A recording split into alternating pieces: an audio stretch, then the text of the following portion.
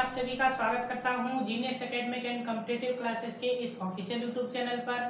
आज की जो हमारी वीडियो है उसमें हम 1.1 एक्सरसाइज को कंटिन्यू करेंगे। इससे पहले जो मैंने कुछ सवाल इसके करा दिए थे, अगर आपने उस वीडियो को नहीं देखा है तो ऊपर आई बटन पर क्लिक करके आप उस वीडियो को भी देख सकते हैं। आज के जो सवाल है उसे समझने से पहले मैं थोड़ी चीज़ उसके बारे में बता दूं, यानी किस टाइप के सवाल होने वाले हैं। तो जो पिछली वीडियो थी उसमें हमने जाना था यूक्लिड डिवीजन एल्गोरिथम से संबंधित जितने भी सवाल थे उन सवालों को हमने वहाँ पे सॉल्व किया था।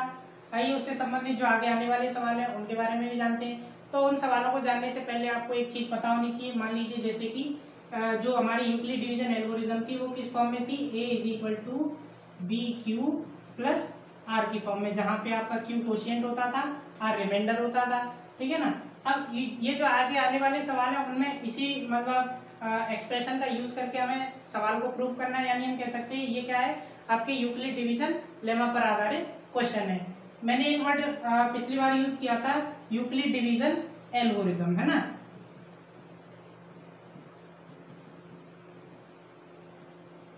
यूक्लिड डिवीजन एल्गोरिथम, तो एल्गोरिथम का मतलब मैंने बताया था कि यानी कि ये क्या होता है कि किसी भी सवाल को सॉल्व करने की वेल डिफाइंड स्टेप्स की एक सीरीज होती है, यानी कि पहले से ही यानी किसी भी सवाल को सॉल्व करने के लिए पहले से हमें स्टेप बताए हुए होते हैं, उसे हम कहते हैं एल्गोरिथम। और जो लेमा वर्ड है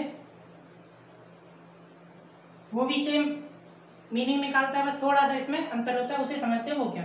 यानी लेमा का मतलब होता है कि कोई भी सवाल को यानी कि किसी भी दिए हुए एक्सप्रेशन से किसी दूसरे क्वेश्चन को यानी प्रूफ करना ही क्या कहलाता है, लेमा कहलाता है। तो जो आगे आने वाले सवाल है उसमें किसका यूज किया गया है, यानी यूक्लिड डिवीजन लेमा का यूज किया गया, यानी हमें पहले से प्रूफ करके दे रखा है यानी एक्सप्रेशन। अब इस एक्सप्रेशन की मदद से हमें आगे के सवालों को यानी कि प्रूफ करके दिखाना है। तो ये वाले सवाल क्या कहलाते हैं, लेमा कहलाते हैं। तो आइए इन सवालों को जानते हैं। जैसे कि आपका पहला सवाल दे रखा है, तो जैसे कि आपको पहला सवाल दे रखा है, आपको स्क्रीन पर दिख रहा होगा सवाल, जिसमें आपको कहा गया है कि यानी कि हमें एक चीज दर्शानी है। क्या दर्शाना है कि कोई भी धनात्मक विषम पूर्णांक किस किस फॉर्म में होता है, या तो 6q + 1 की फॉर्म में होगा, या 6q + 3 या 6q + 5 की फॉर्म में होगा। यानी कि कोई भी जो धनात्मक विषम पूर्णांक होता है वो या तो 6q + 1 के फॉर्म में होगा, या 6q + 3 या 6q + 5 के फॉर्म में होगा। तो आइए इस सवाल को देखते हैं किस तरीके से सॉल्व करेंगे। इस सवाल को मतलब समझने से पहले आपको थोड़ी चीजें जाननी पड़ेंगी। जैसे कि मान लीजिए अभी हमने एक एक्सप्रेशन जाना था, a =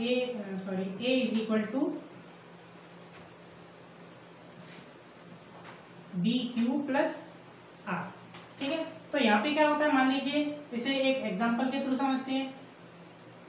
यानी कि जैसे मान लीजिए मैं कोई भी एक नंबर ले लूं, मान लीजिए मैंने नंबर लिया 7। ठीक है, मान लीजिए इसे मैं किसी नंबर से डिवाइड करूं 3 से। ठीक है, तो इसे मैं किस तरीके से लिख सकता हूँ, यानी कि मेरे रिमाइंडर अगर आएंगे, यानी कि जो r की जो वैल्यू आती है उसके बारे में हमें पता करना है, r की वैल्यू क्या क्या हो सकती है। तो जैसे कि हम देखें इस सवाल को, मान लीजिए मैं यहाँ पे एक एग्जांपल के लिए मैंने एक नंबर लिया 7। तो 3 को अगर मैं डिवाइड करूँ, यानी 3 से अगर मैं 7 को डिवाइड करूँ तो कितनी बार जाएगा, 2 बार, और रिमाइंडर आपका क्या बचा, 1। अगर मान लीजिए यहाँ पे कोई नंबर मतलब 7 ना होकर अगर 8 होता तो आप यहीं पे समझ सकते हैं, जैसे कि अगर 8 नंबर होगा तो भी 2 बार गया, पर अब जो रिमाइंडर बचा वो कितना बचा, 2। अगर इसी जगह मान लो अगर 9 होता तो पूरा पूरा चला जाएगा, तब आपका रिमाइंडर क्या बचा, 0। तो यहाँ पे हमने अभी देखा कि जो अगर हम किसी नंबर को 3 से डिवाइड करें तो हमारे रिमाइंडर क्या क्या आ सकते हैं, या तो वो 0 होगा, 1 होगा या 2 होगा। पर जो रिमाइंडर हम देख पा रहे हैं 3 तो नहीं आया। यानी कि मान लीजिए कोई और एग्जांपल से समझते हैं। मान लीजिए मैंने कोई नंबर ले लिया 7, या मान लीजिए कोई और नंबर ले लूं 5 ले लिया। ठीक है, अगर मैं 5 से किसी नंबर को डिवाइड करूं, मान लीजिए मैंने करा 6 को डिवाइड करूं, तो आप देख सकते हैं रिमाइंडर कितना आएगा, 1। अगर इसी जगह मान लीजिए 7 होता, यानी अगर मैं 5 से किसी नंबर को डिवाइड करूं, मान लीजिए 6 को डिवाइड करूं, तो रिमाइंडर आएगा आपका 1। अगर मैं 7 को डिवाइड करूं तो रिमाइंडर आपका कितना आएगा, 2। अगर मैं 8 को डिवाइड करूं तो रिमाइंडर आपका कितना हो जाएगा, 3। अगर मैं डिवाइड करूं 9 को तो रिमाइंडर आपका 4। और अगर मैं डिवाइड करूं 10 को तो रिमाइंडर आपका क्या आएगा, 0। इसी तरीके से अगर 11 का करूंगा तो फिर 1 आ जाएगा, यानी हम यहाँ से एक चीज देख पा रहे हैं कि अगर हम किसी नंबर को किसी दूसरे नंबर से डिवाइड कर रहे हैं तो वहां पे क्या होगा, जो आपका रिमाइंडर होगा वो क्या होगा, हमेशा डिवाइजर से क्या होता है, छोटा होता है। यानी कि जो आर की वैल्यू होगी वो किससे छोटी होगी, जिस नंबर से हम डिवाइड कर रहे होंगे। यानी इस एक्सप्रेशन को हम किस तरीके से लिख पाएंगे, मान लीजिए इस एग्जाम्पल से मैं देखूं तो 7 इज इक्वल टू क्या हो जाएगा, 3 इंटू 2 प्लस 1। यानी कि हम कह सकते हैं जो आर की जो वैल्यू होगी वो किससे छोटी होगी, बी से छोटी होगी। यानी हम कह सकते हैं जो आर होगा वो या तो 0 के बराबर होगा या 0 से क्या होगा, बड़ा होगा, पर बी से कैसा होगा, छोटा। ये चीज हमें यहाँ पे समझनी थी। तो आइए इसी तरीके से अब इस सवाल को हम देखते हैं। तो अभी हमने एक एग्जांपल के थ्रू कैसे समझा था, यानी कि हमने अभी जाना था कि अगर हम किसी नंबर को डिवाइड करते हैं तो जो आपका रिमाइंडर होगा, जो आर की वैल्यू होगी वो क्या होगी, 0 से या तो बड़ी होगी या 0 के बराबर होगी, लेकिन बी से कैसी होगी, छोटी होगी। तो इसी तरीके के सवाल से हम इस वाले यानी कि इस वाले एक्सप्रेशन से हम इन एक्सप्रेशन को प्रूव करके दिखाना है। इसी को हम कहेंगे आपके लेमा। तो जैसे कि पहला वाला हमें यानी कि क्वेश्चन में दे रखा था कि यानी कि कोई भी जो ऑड इंटीजर होगा, यानी पॉजिटिव ऑड इंटीजर यानी विषम धनात्मक पूर्णांक, वो या तो इन तीनों में से किसी एक के फॉर्म में होगा। तो आइए इस सवाल को हम समझते हैं। तो यहाँ पे हम देख पा रहे हैं कि जो बी की वैल्यू वो हमें पता है कितनी, 6। यानी कि जो नंबर होगा वो किससे डिवाइड हो रहा है, कोई भी नंबर हो सकता है, और वो नंबर डिवाइड किससे करना है, 6 से। तो हम देख ले रहे हैं जो 6 से जो जितने भी हमें एक्सप्रेशन बनेंगे वो क्या क्या बनेंगे। तो हम जैसे देख सकते हैं कि जो भी नंबर होगा हम एक तरफ से लेके चलते हैं, यानी कि क्या क्या एक्सप्रेशन बनेंगी। एक तो बनेगा हमारा 6³ + 0, ठीक है ना। यानी कोई भी नंबर अगर हम 6 से डिवाइड करते हैं, फिलहाल के लिए हम इसे अलग छोड़ के चलते हैं, यानी हम अलग से सॉल्व कर रहे हैं। अगर हम किसी भी नंबर को 6 से डिवाइड करते हैं तो हमारे रिमाइंडर क्या क्या आ सकते हैं। तो एक तो आएगा हमारा 0, इसी तरीके से क्या आएगा, दूसरी एक्सप्रेशन क्या बनेगी, 6³ + 1, 6³ + 2, 6³ + 3, 6³ + 4 और 6³ + 5। पर 6³ + 6 तो होगी नहीं, क्योंकि जो r की वैल्यू होती है वो हमेशा किससे, डिवाइजर से छोटी होती है, यानी b से छोटी होगी। तो आइए अब हम समझते हैं। तो हमें क्या कहा गया है कि कोई भी जो पॉजिटिव इंटीजर होगा, पॉजिटिव ऑड इंटीजर, वो ही इसके फॉर्म में लिखा होगा। यानी कि हमें ये पता करना है कि अगर ये यानी कि हमें ये पता करना है कि ये जो इंटीजर है वो ऑड है या इवन है। तो हम इन्हें बना के चलते हैं। यानी कि हमें पता है कि कोई भी नंबर अगर इवन होगा तो वो किससे हमेशा डिवाइड होता है, 2 से। तो आइए पहले हम देखते हैं क्या ये नंबर 2 से डिवाइड हो सकता है। मान लीजिए हम इसे किसके फॉर्म में लिख सकते हैं, 0 अगर इसमें ऐड करें तो कोई फर्क नहीं पड़ेगा, यानी ये क्या हो जाएगा, 6³ तो 6³ को हम क्या लिख सकते हैं, 2 के मल्टीपल में। तो यहां से हम देख सकते हैं कि ये 2 से डायरेक्ट ही कट रहा है, तो ये तो क्या होगा आपका इवन नंबर है। मान लीजिए अगर इसकी बात करें तो ये जो नंबर है इसमें ना ये नंबर 2 से नहीं कट रहा है, आप देख सकते हैं, ना तो इसमें 2 कॉमन आ रहा है, ना 2 का कोई मल्टीपल बन रहा है। तो यानी हम ये कह सकते हैं ये जो नंबर होगा ये क्या होगा, आपका ऑड होगा। बात करें अगर इस नंबर की तो आप देख सकते हैं ये पूरा नंबर ही 2 से डिवाइड हो रहा है, या हम ऐसे भी कह सकते हैं अगर हम इसमें से 2 कॉमन ले लें तो आपका क्या बचेगा, 3³ + 1। तो हम यहाँ पे देख सकते हैं 2 से ये कट जाएगा नंबर, तो हम कह सकते हैं ये नंबर कैसा है, आपका इवन नंबर। बात करेंगे इस नंबर की तो यहाँ पे हम देख सकते हैं ये नंबर 2 से आपका नहीं कट रहा है, ना तो इसमें 2 कोई कॉमन आ रहा है। तो हम यहाँ से देख सकते हैं 6³ + जो 3 है वो आपका कैसा नंबर हुआ, फिर ऑड नंबर हुआ। बात करें अगर इस नंबर की तो यहाँ पे आप सीधे सीधे देख पा रहे हैं 2 से ये नंबर कट रहा है, यानी ये एक्सप्रेशन आपकी 2 से डिवाइड हो जाएगी। या हम ऐसे भी लिख सकते हैं, यानी 2 अगर इसमें से कॉमन ले लें तो आपका क्या बचेगा, 3³ + 2। तो यहाँ पे हम देख सकते हैं ये नंबर आपका 2 से डिवाइड हो जाएगा, यानी ये आपका कैसा नंबर है, इवन नंबर है। बात करें अगर इस एक्सप्रेशन की तो यहाँ पे आप देख पा रहे होंगे कि ये वाली जो एक्सप्रेशन है ये 2 से डिवाइड नहीं हो रही, क्योंकि इसमें ना तो 2 कॉमन आ रहा है, ना ये 2 का कोई मल्टीपल है। तो हम कह सकते हैं ये वाला जो नंबर है ये आपका क्या है, ऑड नंबर है। तो हमें यही तो कहा गया था।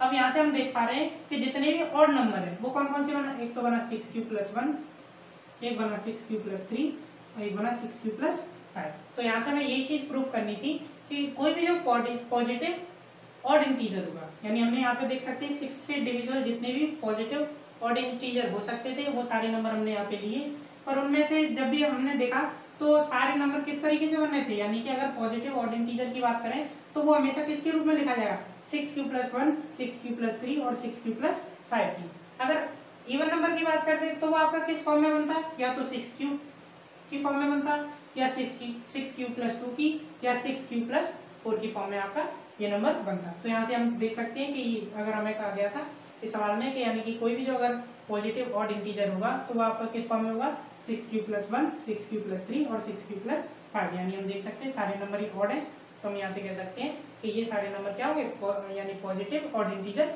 होंगे। आइए इसी तरीके से अगले सवाल को देखते हैं। आइए इसी तरीके से दूसरे सवाल को समझते हैं, जिसमें आपको कहा गया है कि कोई भी पॉजिटिव यानी कि धनात्मक पूर्णांक का वर्ग किसी m पूर्णांक के लिए या तो किसके रूप में होगा, 3m के रूप में, या 3m+1 के रूप में। ठीक है, तो आइए इस सवाल को भी देखते हैं। यानी कि हमें कहा गया है कि कोई भी धनात्मक पूर्णांक का यानी कि कोई भी जो पॉजिटिव इंटीजर का स्क्वायर, यानी हमें यहाँ पे एक चीज ध्यान रखनी है कि कोई भी जो पॉजिटिव इंटीजर होगा, यानी कि कोई भी पॉजिटिव अगर इंटीजर है तो उसका स्क्वायर या तो इसके रूप में होगा या इसके रूप में होगा। तो पहले हम यहाँ पे भी हम देख सकते हैं कि कोई भी जो नंबर है वहां पे हमें b की वैल्यू ऑलरेडी दे रखी है, यानी कि कोई भी जो नंबर होगा वो किससे डिवाइड हो रहा है, 3 से डिवाइड हो रहा है। तो हम यहाँ पे 3 की सारी वैल्यू जितनी भी होंगी वो मान ले रहे हैं, कौन कौन सी होंगी, यानी एक तो होगा 3q+0, यानी कि जितने भी एक्सप्रेशन 3 से डिविजिबल नंबर में बन सकते हैं उन नंबरों को हम यहाँ पे जानते हैं। दूसरा बनेगा आपका 3q+1 और एक बनेगा आपका 3q+2। पर 3q+3 तो बनेगा नहीं, क्योंकि जो भी r की वैल्यू होती है वो हमेशा b से कैसी होती है, छोटी होती है। तो आइए इस सवालों को भी हम देखते हैं। तो सवाल में हमें क्या कहा गया कि कोई भी जो नंबर होगा उसका स्क्वायर, यानी कि कोई भी जो पॉजिटिव इंटीजर, हमने पॉजिटिव इंटीजर मान लिए, अब क्या कहा गया कि इसका स्क्वायर। तो आइए हम इन नंबरों का स्क्वायर करते हैं। तो जैसे कि ये हमें दे रखा है 3q है, 0 अगर ऐड कर दें तो कोई फर्क नहीं पड़ेगा। इसी तरीके से अगर इसकी बात करें तो ये आ जाएगा 3q+1, इसका स्क्वायर करना है, ऐसे 3q+2 का स्क्वायर। तो आइए इस सवाल को हम देखते हैं। तो जैसे कि अगर हम इन्हें स्क्वायर करें तो इसका स्क्वायर क्या हो जाएगा, 9q²। ठीक है, बात करें अगर इस नंबर की तो इस नंबर को हम किस तरीके से लिख सकते हैं, यानी ये आपका एक फॉर्मूला बनना है, अगर आपने पढ़ा होगा a+b का होल स्क्वायर, यानी ये इतना नंबर को अगर हम a मान लें और इतने को b, तो ये जो फॉर्मूला बनना है वो आपका क्या बनना है, a+b का होल स्क्वायर, यानी a+b का होल स्क्वायर। तो ये आपका क्या होता है, a² + b² + 2ab। तो इसी तरीके से हम इसे रख दें अगर, तो a² यानी इसका स्क्वायर, तो ये कितना हो जाएगा आपका 9q², ऐसे ही b का स्क्वायर, यानी 1 का स्क्वायर कितना आपका 1, ऐसे ही 2ab, तो 2ab यानी इन दोनों का मल्टीप्लाई और उसमें डबल, यानी हम कह सकते हैं कितना 6q। ठीक है, बात करें अगर इस नंबर की तो इसी तरीके से इसे भी सॉल्व करेंगे, यानी a² यानी कि ये आपका क्या हो गया 9q² प्लस ये कितना हो जाएगा 4 प्लस ये आपका कितना हो जाएगा 3 दूनी 6 दूनी 12q। ठीक है,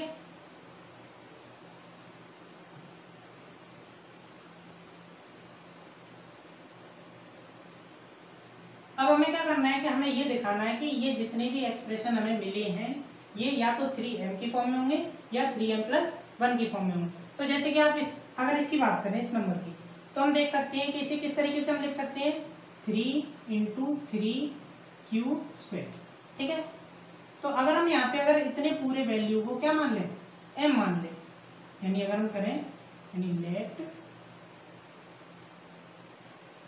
m = 3q², यानी अगर हम इतने पूरे को अगर m मान लें तो ये जो पूरी वैल्यू हो जाएगी ये आपकी क्या हो जाएगी 3m, इस फॉर्म में हो गई। बात करें अगर इस नंबर की तो इसे अगर हम सॉल्व करें तो इसे हम आगे अगर ले लें, यानी कि हम इसे अगर इस तरीके से लिख सकते हैं 9q² + 6q + 1।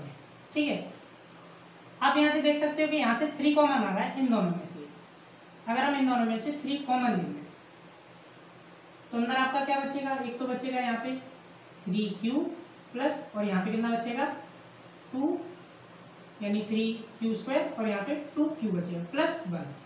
ठीक है, अब इस तरीके से आप इसमें भी देख सकते हैं। अगर हम इस पूरे को क्या मान लें, m मान लें, यानी अगर हम यहाँ पे इस एक्सप्रेशन के लिए अगर इतने पूरे को m मान लें, यानी कि 3q² plus 2q is equal to m, यानी इतने पूरे को अगर हम m मान लें तो इस वाले एक्सप्रेशन को हम किस फॉर्म में लिख सकते हैं, यानी अगर हम फिर हम इसे किस फॉर्म में लिख सकते हैं, 3 इतने पूरे को हमने m मान लिया है प्लस 1, यानी यहाँ से भी हम देख सकते हैं ये वाला जो नंबर निकला वो किसके फॉर्म में निकला, 3m प्लस 1 की फॉर्म में।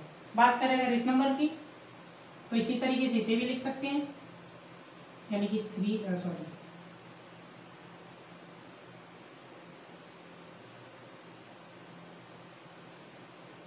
9q², इसे आगे ले रहे हैं 12q प्लस 4। ठीक है, बात करें अगर इस नंबर की तो इसमें कोई एक चीज, एक जैसी चीज तो कॉमन नहीं आ रही, पर हम अलग से बना लेंगे। किस तरीके से, 9q² प्लस 12 प्लस, हम इसे किस, यानी कि जो 4 है इसे हम किस रूप में लिख सकते हैं, 3 + 1 लिख सकते हैं, कोई फर्क तो पड़ेगा नहीं, 3 और 1 4 ही हो जाएंगे। अब बात करें अगर यहाँ से तो आप देख सकते हैं इतने पूरे में से एक चीज कॉमन आ रही है, क्या, 3। तो अगर हम इतने पूरे में से 3 अगर कॉमन ले लें तो आपका क्या बच जाएगा, यहाँ पे 3q² प्लस ये आपका बचेगा कितना, 4q प्लस 1, और ये बाहर 1 अलग से बचा, यानी हमने इतने पूरे में से ही कॉमन लिया था, ये प्लस 1 अलग से आता। अगर हम इस एक्सप्रेशन की बात करें, अगर इस एक्सप्रेशन में हम इतने पूरे को क्या मान लें, m मान लें, यानी हम क्या करें, late 3q² plus 4q plus 1 को क्या मान लें, m, यानी अगर हम इतने पूरे एक्सप्रेशन में इतनी की वैल्यू अगर हम m मान लें तो ये वाला जो नंबर बनेगा वो किस फॉर्म में बन जाएगा आपका, 3, और ये आपका क्या हो जाएगा m प्लस, और ये क्या आपका 1। तो यहाँ पे हमने देखा 3 से जितने भी डिवाइड करने वाले नंबर होंगे वो या तो किस फॉर्म में लिखे जा सकते हैं, या तो 3m के फॉर्म में लिखे जाएंगे या फिर 3m प्लस 1 के फॉर्म में लिखे जाएंगे। यानी कि कोई भी जो पॉजिटिव इंटीजर होगा अगर 3 से डिवाइड कर रहे हैं, अगर उसका स्क्वायर करें तो वो किस फॉर्म में लिखा जाएगा, या तो 3m या 3m प्लस 1 की फॉर्म में लिखा जाएगा। इस तरीके से हम इस चीज को भी प्रूव कर सकते हैं। आइए इसी तरीके से तीसरे सवाल को भी देखते हैं। तो आइए इसी तरीके से तीसरे सवाल को भी देखते हैं, जिसमें आपको कहा गया है कि कोई भी जो पॉजिटिव इंटीजर होगा अगर हम उसका क्यूब करें यानी कि घन करें तो वो या तो 9m के फॉर्म में, या 9m प्लस 1, या 9m प्लस 8 के फॉर्म में आपका बनेगा। तो आइए इस तरीके के सवालों को भी देखते हैं। तो यानी कि हमें b की वैल्यू पता है कितनी है, 9, यानी कि कोई भी जो नंबर होगा वो किससे डिवाइड हो रहा है, 9 से डिवाइड हो रहा है। तो हम 9 से डिवाइड होने वाले जितने भी एक्सप्रेशन है उन एक्सप्रेशन को पहले ही लिख लेंगे। कौन कौन से बनेंगे, तो हम यहाँ पे देख सकते हैं कौन कौन से बनेंगे। एक तो बनेगा आपका 9q plus 0, 9q plus 1, 9q plus 2, 9q plus 3, 9q plus 4, ऐसे कहाँ तक 9q प्लस 8 तक बनेंगे। इससे ज़्यादा तो बनेंगे नहीं, क्योंकि जो रिमाइंडर की वैल्यू होती है वो हमेशा डिवाइजर से छोटी होती है। तो अब हमें क्या कहा गया था कि कोई भी जो पॉजिटिव इंटीजर होगा उसका अगर हम क्यूब करें, तो आइए इनका क्यूब करते हैं। तो जैसे कि अगर हम बात करें इसकी, तो इसका अगर हम क्यूब करेंगे तो आपका क्या बनेगा, 9q का क्यूब। ऐसे ही इसका क्या बनेगा, 9q प्लस 1 का होल क्यूब, 9q प्लस 2 का होल क्यूब, ऐसे 9q प्लस 3 का होल क्यूब, 9q प्लस 4 का होल क्यूब, इसी तरीके से आगे भी। तो आइए देखते हैं, अगर हम बात करें इसकी होल क्यूब करें तो इसका क्यूब क्या बनेगा, ये आपका बनेगा 729, यानी 9 का क्यूब और क्यूब पे भी क्यूब, यानी कि 729 क्यूब। बात करें अगर इस नंबर की तो इसे हम किस फॉर्म में लिख सकते हैं, 9 इंटू 81 क्यू का क्यू। तो यहाँ से अगर हम देखें, अगर इतने पूरे एक्सप्रेशन को हम क्या मान लें, m मान लें, यानी हम क्या करें 9m, यानी इतने पूरे को अगर हम m मान लें इस पूरे एक्सप्रेशन को, यानी हम लिख सकते हैं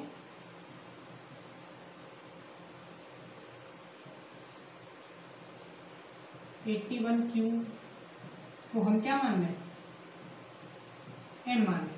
तो ये जो पूरी आपकी एक्सप्रेशन बनेगी वो आपका क्या बनेगा 9m, यानी इतने पूरे को हमने क्या मान लिया, m मान लिया। तो ये आपका किस फॉर्म में बन गया, 9m की फॉर्म में बन गया। बात करें अगर इस नंबर की, तो इसी तरीके से अगर हम इसका क्यू करें तो ये आपका होल क्यू बनना है। किस तरीके से, यानी आपने अगर फॉर्मूला पढ़ा होगा a प्लस बी का होल क्यू, तो ये आपका क्या होता है A cube plus B cube plus 3ab bracket में a प्लस बी, ये आपका होता है। तो देखते हैं, यानी कि पहले क्या करना है ए का क्यू, यानी इसका क्यू करेंगे तो वो आपका क्या हो जाएगा 729 क्यू प्लस 1 का क्यू यानी 1 प्लस 3ab, यानी कि दोनों का मल्टीप्लाई और उसका ट्रिपल, यानी कि 27 क्यू और ब्रैकेट में a प्लस बी, यानी कि ये पूरा 9q प्लस 1। ठीक है, अगर आप चाहें तो इसे और भी सॉल्व करके आगे भी निकाल सकते हैं। किस तरीके से, यानी अगर हम इस एक्सप्रेशन को पहले मल्टीप्लाई कर लें तो हम डायरेक्ट यहाँ पे उसे अप्लाई भी कर सकते हैं। किस तरीके से हो जाए, यानी A cube plus B cube plus, अगर हम इसका इसमें मल्टीप्लाई करें तो ये आपका क्या हो जाएगा 3a² बी प्लस इसका जब इसमें मल्टीप्लाई करें तो आपका क्या हो जाएगा 3ab²। तो इसी तरीके से हम यहाँ पे भी रख सकते हैं डायरेक्ट, अगर आप रखना चाहें तो उस तरीके से भी कर सकते हैं। किस तरीके से होगा, यानी कि पहले क्या हो जाएगा 3a² बी, यानी कि 3a² बी, यानी कि क्या करेंगे इसका स्क्वायर कर लो और उसमें 3 का मल्टीप्लाई कर देंगे, यानी कि अगर आप इसका मल्टीप्लाई अगर इसमें करेंगे, यानी कि इसमें लिखना है 3a² बी, यानी कि 3 इंटू ए की वैल्यू कितनी है आपकी 9q, उसका स्क्वायर भी करना है। ठीक है ना, यानी अगर इसका स्क्वायर की बात करें तो ये आपका कितना हो जाएगा, डायरेक्ट भी लिख सकते कितना 81q² इंटू कितना b, b मतलब 1। अगर इसका आप मल्टीप्लाई करेंगे तो ये आपका कितना हो जाएगा 3 और 24, यानी ये आपका हो जाएगा 243q²। बात करें अगर इस एक्सप्रेशन की, तो यहाँ पे आप मल्टीप्लाई करेंगे तो ये आपका क्या है 3 इंटू ए की वैल्यू आपकी कितनी है 9q, सॉरी मल्टीप्लाई कितने का करना है आपको b² यानी 1 का स्क्वायर, यानी 1 का स्क्वायर 1 ही रहेगा, यानी नोटिया ये आपके कितने हुए 27। ठीक है,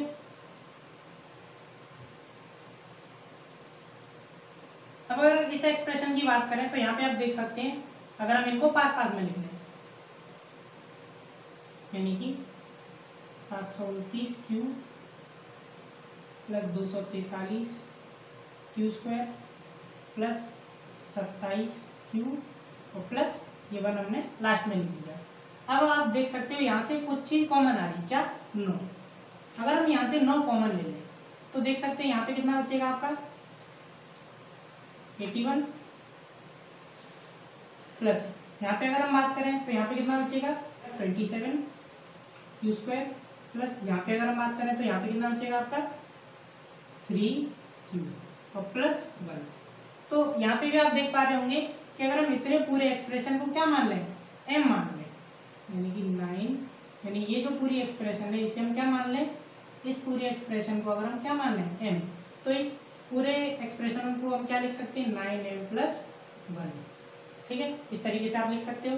बात करें अगर इसी तरीके से इस वाले एक्सप्रेशन के लिए, तो इसे भी देखते हैं। इसी तरीके से आप इस वाले एक्सप्रेशन के लिए भी बता सकते हैं किस तरीके से, या आप ना चाहें तो डायरेक्ट भी यही से कर सकते हैं, जरूरी कि आप ये ब्रैकेट में मल्टीप्लाई करें।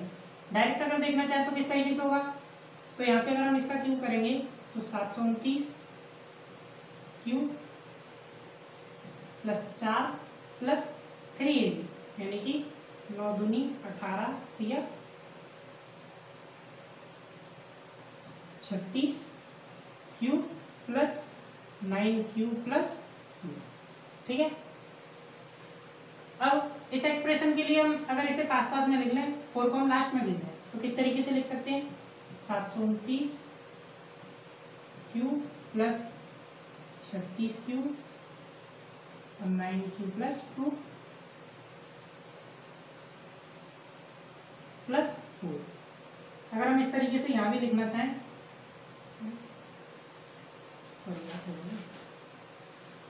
सॉरी यहाँ पे 8 होगा, क्यों निकालना है। अब आप यहाँ पे भी देख सकते हैं, अगर हम इतने पूरे में से क्या कॉमन ले लें, यहाँ से कुछ कॉमन आ रहा है 9, तो यहाँ पे अगर हम बात करें तो ये आपका कितना बचेगा, 81 क्यूब प्लस 4 क्यूब और 9 क्यूब प्लस 2, तो ये है ही अलग से। अच्छा, आप सोचेंगे अगर इसमें से कॉमन क्यों नहीं लिया, ये इसके मल्टीप्लाई नहीं, यानी इसका मल्टीप्लाई अंदर हो जाएगा, अगर कॉमन नहीं तो ये चीज बाहर आ जाएगी, तो यानी इसमें से अंदर से कॉमन नहीं आएगा, ये ऐसा कैसे ही रहेगा, प्लस 8। अब अगर हम बात करें, यानी कि इतना पूरा अलग हो गया। अब आप यहाँ से देख सकते हैं, अगर हम इतने पूरे एक्सप्रेशन को क्या मान लें, m मान लें, यानी कि 81 cube plus 4 cube 9 cube plus 2 को अगर हम क्या मान लें, m मान लें, तो इस पूरे फॉर्म को हम क्या लिख सकते हैं, 9m प्लस 8 की फॉर्म में लिख सकते हैं।